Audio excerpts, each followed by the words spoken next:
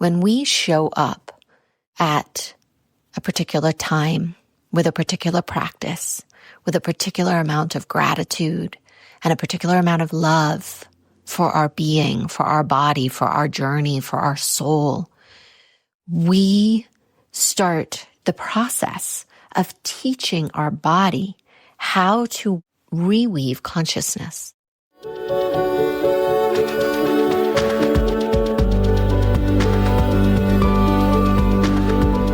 We've all come here with a divine purpose, traveling on a stream of cosmic dust from the stars into our mother's wombs, born into this precious life. It is no accident that you are here, my love, on earth, in this moment, in this body. You are here longing to find your place, to align with your purpose, to embody your passions and to live into the dreams of your heart. Yet so often we get caught, suspended in the tangle of life, not able to move forward, not able to find solace and comfort in a world that has forgotten the truth of our existence. As we begin to remember, as we peel back the layers, as we come together to uncover our unique gifts and reconnect with our authentic selves, we are able to see another way of being, a new possibility, a different life waiting to be lived. I have experienced on this complicated and wild journey of life that when we connect with the story of our soul, it will show us the magic of this life that we have been missing.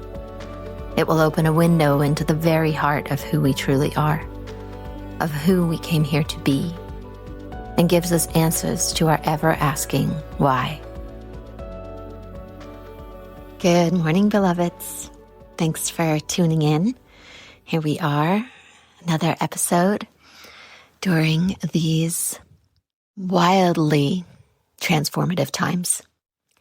And what I arrive here at our altar today and place before you is the importance of a daily routine and offering a deeper meaning, right? Like, we all know that it's important to care for our bodies. We all know it's important to eat right and to move, to cultivate a landscape within our mind and our body of gratitude, positivity. These things are vital, critical in these times we're in. They're already super important. And now they cannot be not done, right?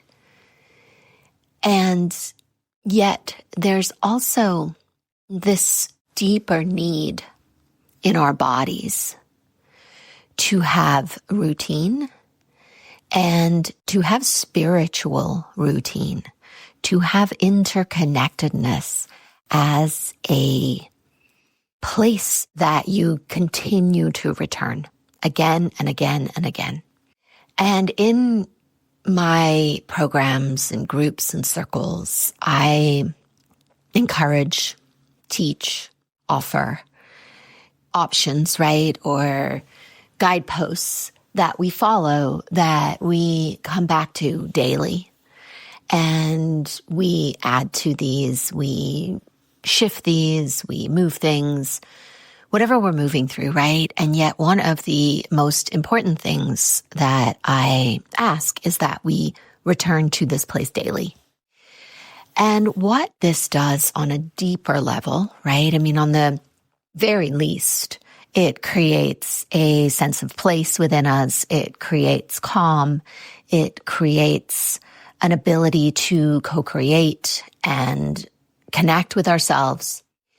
And yet on a deeper level, what this actually does is create consciousness. And what I mean by that is that we expand what we are capable of perceiving.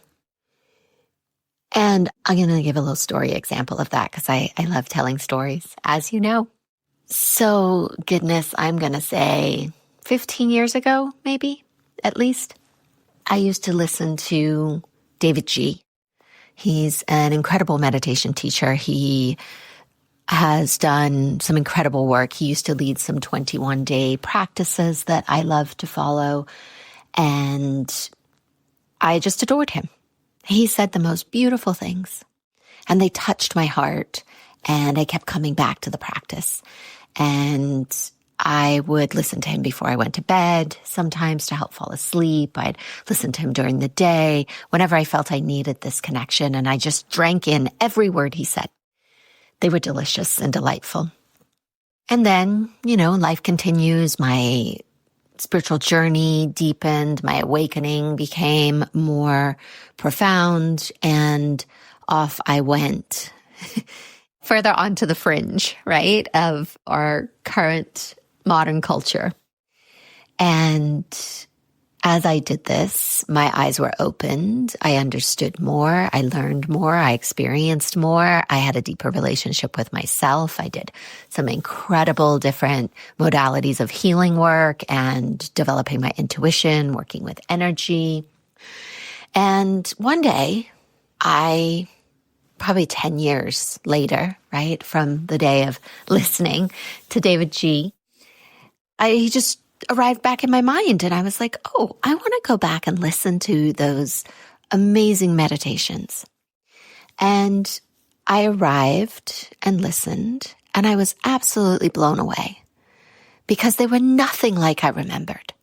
He was talking about consciousness and the expansion of our awareness and our body in ways that were not familiar to me. And I had listened to these meditations. I mean, we're talking probably hundreds of times, right? They were that dear to me. And yet, as I arrived to them in a more progressed state, let's say, right, in a place where I had done so much more work, those meditations were entirely different. I heard something different. And I was just blown away. How? How is that possible? How could my mind not have heard what I was hearing today? And yet this is how it is, right? We don't even know what we don't know.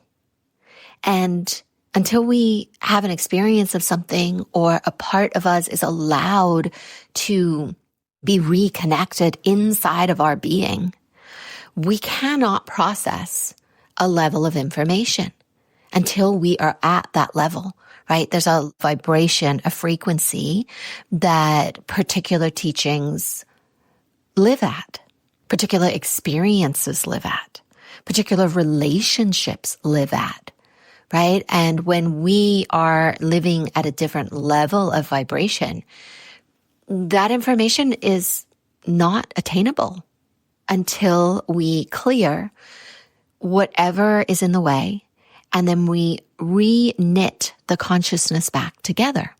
Then, once that happens, a whole new world is open to us. A whole new level of language and understanding and appreciation and ability to connect. And this, for me, has been the spiritual journey, right? It's weaving together the parts of me that were distorted or damaged or broken in particular places in my consciousness and in my energetic field. And the more we are willing to do in devotion to our own journey of discovering who we are, underneath all our patterns, programs, conditioned tendencies, stories, circumstances, right? All of those live out around us. They are perceptions. They are lenses that we look through the world. They are filters that keep us separate from the ultimate truth and from experiencing interconnectedness with all of life. And this is part of what, right, enlightenment is, and awakening is. It is being able to experience the interconnectedness of our entire planet, universe, cosmos, divine source, all of it, right? And yet what keeps us separate from that is these places where the consciousness has been unwoven by whatever circumstance happened, right? Whatever event happened. And no shame, no judgment, no guilt for those places. Just recognition just awareness, just understanding, and then bringing everything back together.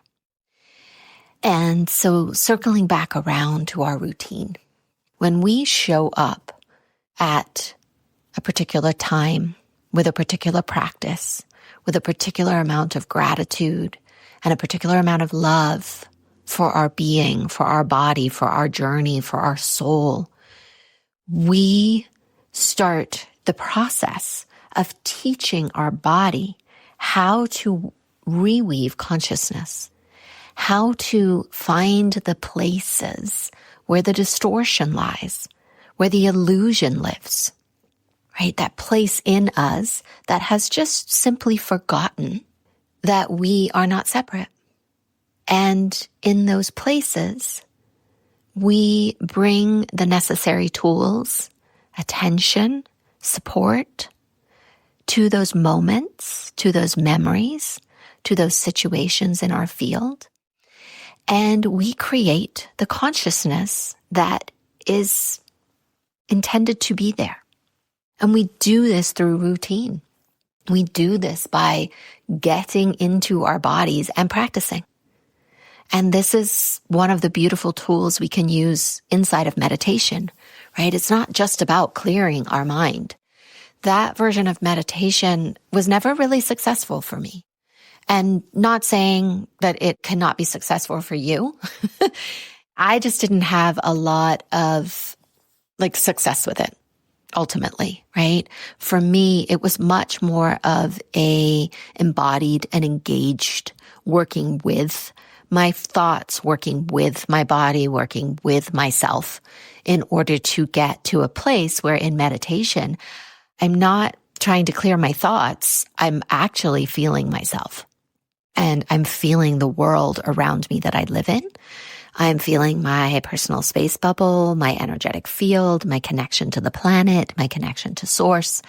All of these things are included in my meditation because as I use my awareness and my consciousness and I place it on the places that I do not experience this, and I practice feeling something other than my wounding, I create a routine for my body. I create consciousness inside of my field that then allows me to experience outside of my field. So when we choose to intentionally show up every day for whatever our practice is that deeply connects us to ourselves and to this planet we live on, to each other, right? We expand our experience.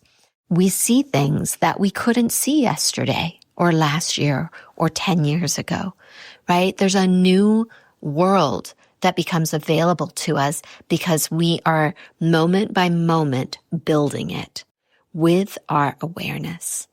And this is the additional power of having that morning routine. If we think about it just in the sense of movement, right? If we move our bodies every day, which for me, movement is one of my core values. It's one of my devotions, as I call them. And every day I have some form of movement, whether that is taking a yoga class or getting outside in the forest or swimming or riding my bike, whatever that might be, right? I am devoted to movement every day because, one, it's good for me and I love it. And because it creates an energetic template and blueprint in my body that creates vitality, it creates health, it creates consciousness, it creates awareness, it creates connection to the outside world. So many more things than just, oh, I exercise because I want to be fit, right? That's a very base level reason, and there's nothing wrong with that. I'm not here to judge that. I just needed more. For me, there needed to be a quality that was additional to I am keeping my body healthy or fit, right? Everything I do in my life is devoted to expanding my consciousness, devoted to creating places where my body gets to again and again and again touch something greater than me and remember the sacredness that's woven into every single moment that we have. And this is what routine. And now I'm not talking about the routine where you put it on your calendar and you beat yourself up if you don't do it, or the type of routine where you get absolutely fried and stressed and frazzled if you're not following your routine, if you get kicked off your routine. That again is sometimes where we start, right? We've all been there. And yet that is not the ultimate goal of routine, right? It's not to contract us and keep us small. It's to expand us and grow us through this ability to connect into something because we're devoted to continuing to show up for it. And so when we create these routines or these patterns that we want to follow, these things we want to include in our life, with the commitment to developing a landscape and a energetic architecture that supports our spiritual journey, it's really important, right, that we include the sacred, that we make it sacred, that we bring in the divine feminine, the divine masculine. We ask the earth to come up and resource us, and we ask divine source to bring in information that we can use in order to build ourselves out and facilitate this growth and expansion that we're all seeking. So I ask you, I place on our altar, where are you going to create a sacred routine in your life today that is devoted to helping you know more about yourself, about life, about why you're here, and about what these times have for you? Because we can be assured that inside of all this chaos, there is a divine orchestration that is playing out for a better future for this planet and for us all, whatever that may look like. The thing we cannot see at the moment, right? It's dropping in the expression that goes, it's often darkest before the dawn. And it feels like that's where we're at right now. The dawning of the new day, the dawning of the new world, the dawning of the new you and the new us, the new we. My son plays basketball and we were at an orientation last night. And as they were doing the closing, the coach said, the standard that we hold here, the aliveness that we offer here, and I'm paraphrasing, he didn't exactly use those words, but that is how I interpreted it, is that we are so excited for the we, that the we of our teams is so much more important than the me of the game, right? How we show up together, how we are more excited for the other players, for our teammate, than we are for ourselves. And while I am such an advocate for receiving, for you, right? For choosing you, for putting yourself first, I am also so deeply devoted to the we, that this is how we create more for ourselves and for others, right? As well, it is getting to deeply know ourselves so much that we can be deeply devoted to the we without sacrificing what you love and who you are. And so I leave these stories, these teachings, this wisdom that has come through for you today, here on this altar for you to make magic and medicine with. I love you.